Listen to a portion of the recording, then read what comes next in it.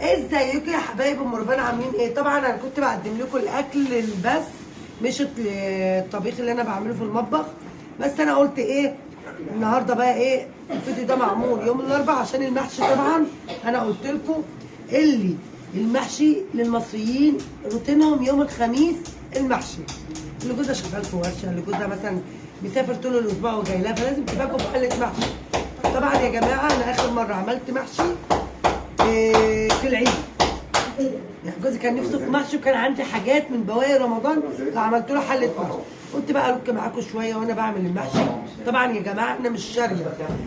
ايه ده وانا عماله اتكلم مش نسيت اقول لكم ازيكم عاملين ايه؟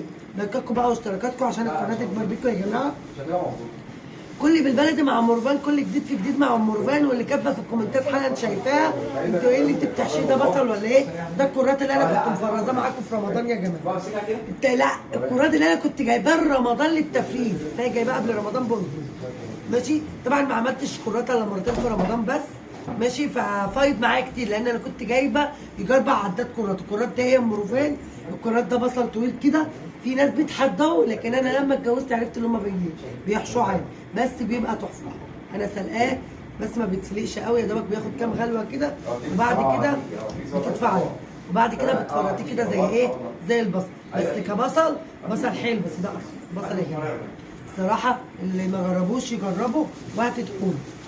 ملوش علاقه اللي ما بيحبش البصل لان ده ملوش علاقه بالبصل خالص. وهعمل ايه تاني؟ كروم. ده كله تفريز رمضان يا جماعه وخس، بس الخس ده النهارده. حاجه كده على الماشي. قلت بقى ايه هما دخلوا الاوضه يذاكروا وانا هنا يا جماعه مش لاقي حاجه اعملها. قلت اعمل فيديو لحبايبي والكم معاهم شويه. هنا بقى اعمل كروم، هعمل كروم الطبقه الاولانيه كرات وبعد كده الكروم. انا عامله كام صف كروم بقى قبل ما اعمل الكرات، نسيت اللي انا ايه هعمل كرات. الكرات ده يا جماعه جميل قوي في المحشي، بيدي طعم للكرومب جميل قوي. وطبعا غير الخس، يعني الخس جامد، يعني لازم اصلا انت بتعملي كرومب لازم تعملي خس. طبعا ولادي بقى الامتحانات يا جماعه، والبنت رفان بتاخد امتحانات ادائيه مش عارفه مش لاقيين لهم شغل. امتحانات ادائيه ايه يا جماعه؟ بنتي في رابعه. امتحانات ادائيه ايه؟ هم العيال اصلا يعني يذاكروا لايه؟ للشهر، يعني امتحنوا الشهر في رمضان وبعد العيد على طول امتحنوا المهامات الادائيه. وانا بقى على ام رفان اقوم من بدري. انا حالا بحشي بالليل يا جماعه، المكان الوحيد اللي بعمله وانا بحشي، يعني بكون مجهزه مثلا خلطه المحشي ويا دوبك اقوره الصبح، لان طبعا ما بحبش البتنجان اقوره بالليل، يبقى ما بيبقاش طعم. بحب الاكل البتنجان المرز فيه مفلفل. فالمهم فرحت بقى ايه بودعها الصبح يا جماعه الامتحانات اللي هي المهام ديت، وبعد كده بتروح دروس. يعني مش عارفه هتذاكر المهامات الادائيه ولا تذاكر الامتحانات اخر السنه. وبعد المهامات الادائيه يا جماعه هتبقى امتحانات اخر السنه. والله العيال فعلا البنت رفان بتنام والله العظيم كانها واحده كبيره، والله من ده والله كانها واحده كبيره، مش عارفه في ايه بالظبط. ايه بتاع دي طلعت ضيقه.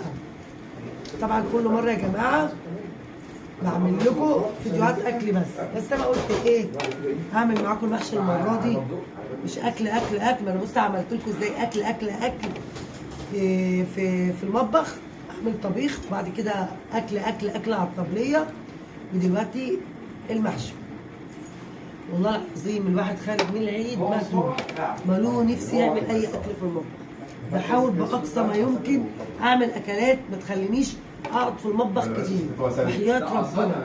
انا النهارده الجو فظيع، الجو بقى شكله كده الحر جاي بعمايله السودا. يعني الحمد لله عمايله السودا ايه ده كله من عند ربنا، الحمد لله على كل شيء يا جماعه. بس الجو كان الجو صعب. انا نفسي اصوم الستة البيض، طبعا كان عندي زوم ما صمتهاش في العيد، قلت اصومهم بعد امتحانات رفان الادائيه في اخر يوم الخميس. انا مش عارفه الفيديو ده ينزل امتى بس هو اخرها الخميس. قلت بقى بعد ما تخلص هاخدهم وش كده، يعني هاخدهم وش كده ايه بعد ما تخلص عشان ايه قبل دخول الحر، قبل ما الدنيا تقسى اكتر من كده، لان الجو جاي صعب السنه دي. وبسم الله ما شاء الله نزلت يا جماعه الناموسيات اللي هي تعالي افتحي لاخوك يا رفان، افتحي الباب بالراحه. طبعا يا جماعه الصراحه جبت ناموسيتين. انا كنت جايبه الواحده ب 135، دلوقتي الواحده عامله 200. استنى يا رباني، استنى يا اللي بره.